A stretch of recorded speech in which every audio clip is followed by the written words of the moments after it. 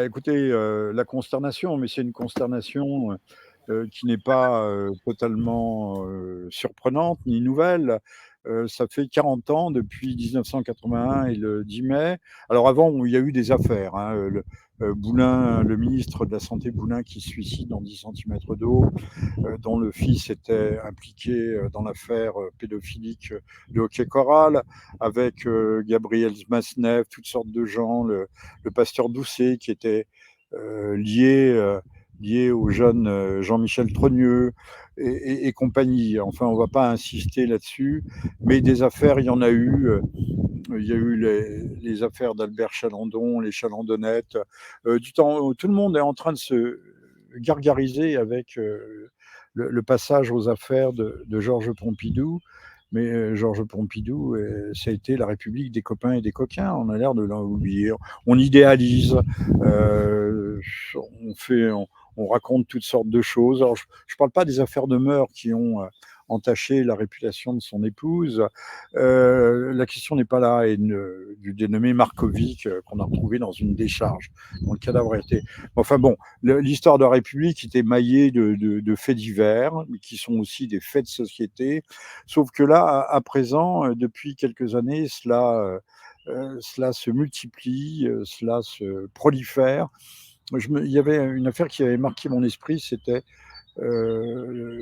l'adjointe au maire, puisqu'il n'y a pas de maire, il n'y avait pas de maire d'arrondissement, ou si, il y en avait peut-être, ou le maire même du 11e arrondissement, je crois que c'était, non, c'était pas le 11e, c'était à côté du 11e, du 9e peut-être, qui avait été pris dans un grand trafic de drogue.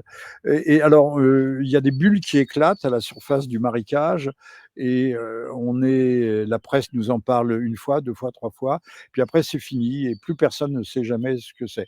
D'ailleurs, la, la justice, avec ses lenteurs d'escargot, et encore les escargots sont des animaux extrêmement véloces, même hyper véloces, à côté de la justice.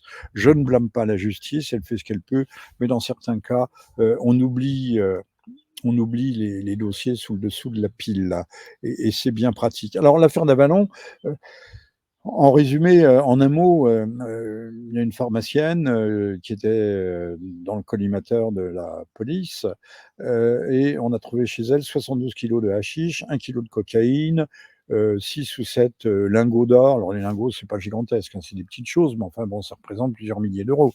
De l'argent liquide, 3 000, 4 000 euros liquide, des sommes conséquentes. Aujourd'hui, au jour d'aujourd'hui, elle est sortie de garde à vue, elle a été mise en détention provisoire et elle a été, comme on disait autrefois, non pas mise en examen, mais inculpée. On a des euphémismes absolument ridicules, grotesques. Je sais pas, on euphémise tout. D'ailleurs, maintenant, on parle systématiquement d'infraction, là où c'est visiblement un délit. Je comprends pas. Il y a des choses, enfin, le vocabulaire change et la société, elle mute. Et donc, cette brave dame avait un frère, deux frères, trois frères, surtout un, je crois, qui a été incarcéré ou qui l'est encore, pour trafic de drogue. Donc, c'est déjà des mauvaises fréquentations. Et la presse s'est empressée, a commencé d'ailleurs par CNews pour dire ah, mais oui, mais elle est présumée innocente, il n'y a pas eu d'enquête, on ne connaît pas le résultat, on ne peut pas tirer de conclusion, on ne peut rien dire, on ne peut jamais rien dire d'ailleurs quand il s'agit de gens de cette nature.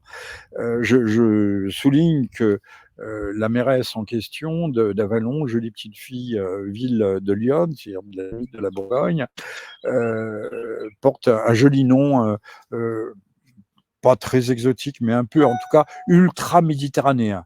On va dire les choses comme ça. Et donc, elle avait quand même de très mauvaises fréquentations. Elle était pharmacienne de son état, ce qui est une fonction, une profession qui facilite beaucoup de choses, hein, beaucoup de passe-droits, beaucoup de, on peut voir passer des prescriptions et ne pas être trop attentif sur la validité ou voir la légitimité de ces prescriptions médicales. Donc, elle aurait dû être plus prudente, étant une élue de la nation. Elle ne l'a visiblement pas été et visiblement, elle est pour être aujourd'hui placée en détention provisoire, pour être inculpée. Elle n'est pas, blanche-bleue. Voilà, c'est ce que l'on peut dire. Alors, ce qui est intéressant, à la fois le traitement de l'information par la presse qui est d'une prudence de sioux. On ne dit rien, on est là, on a la patte légère, on prend mille et une précautions, on bénéficie déjà a priori d'une indulgence plénière, c'est un comportement suspect, un suspect est un suspect justement et il doit être appelé comme on appelle un chat, on doit pas appeler quelqu'un qui est, fortement,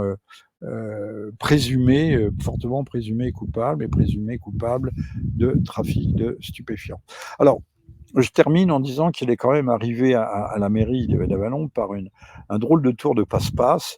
Il y a un maire, bon chic, bon genre, avec un nom bien franchouillard, qui s'est fait élire sous l'étiquette d'En Marche, c'est-à-dire de macroniste, macronienne. Et donc, vous savez, on est élu, on se fait élire comme tête de liste, mais on a une liste. Donc, cette dame se trouvait sur sa liste. Cette charmante dame. Mais après tout, il faut métisser, il faut qu'il y ait la parité, il faut qu'il y ait la diversité. Et là, elle représentait bien la diversité, même la diversité ultra-méditerranéenne, comme je l'ai dit. Eh bien, l'astuce, se dit l'anus en se grattant ce que Monsieur Attal affectionne. L'astuce, c'est qu'il a démissionné tout de suite et donc il a laissé la place à sa première adjointe qui est devenue maire. Voilà comment se fait je ne dis pas le grand remplacement, mais le remplacement chez nos édiles. C'est quand même croquignolet. Alors, les Français se réveilleront-ils? C'est pas sûr. Les Français ont d'autres chats à fouetter, ils ont des fins de mois difficiles, des comptes en banque qui sont le plus souvent bloqués. Tout le monde me dit, j'ai découvert ça, il y a une épidémie, vous avez un découvert de 30 euros, hop, on vous bloque votre compte. Nouveau temps, nouveau mœurs. Vous allez découvrir la même chose le jour où vous aurez un arriéré de payer avec Enedis, on vous coupera l'électricité et sans prévenir. Hein, les comptes bloqués, c'est sans prévenir. Voilà, ça ce sont les mœurs modernes. Et en tout cas, il faudrait que les Français, je pense pas, un certain nombre se rendent compte, un certain nombre sont conscients, mais les autres sont toujours terrorisés par les spectres que l'on agite devant leur nez. C'est le train fantôme, fasciste, nazi, antisémite, extrême droite. Les Français ont moins peur, mais ça fait 40 ans que ça dure, moins peur de voir leur fille violée, de voir leur fils drogué, euh, harcelé, tabassé, leur maison cambriolée, que de l'extrême droite. L'extrême droite qui n'a d'extrême même pas le nom, puisqu'elle est droite, elle est à peine conservatrice, mais ça suffit pour faire peur et servir surtout de repoussoir. Alors on compte sur vous hein, pour les européennes, pour bien voter, voter pour le maire d'Avallon et sa charmante adjointe, et qui, elle, est une entrepreneuse, comment dit-on, un entrepreneur, une entrepreneuse d'envergure et vraiment très, très moderne. Elle a compris où se trouvait l'argent, il fallait aller le chercher.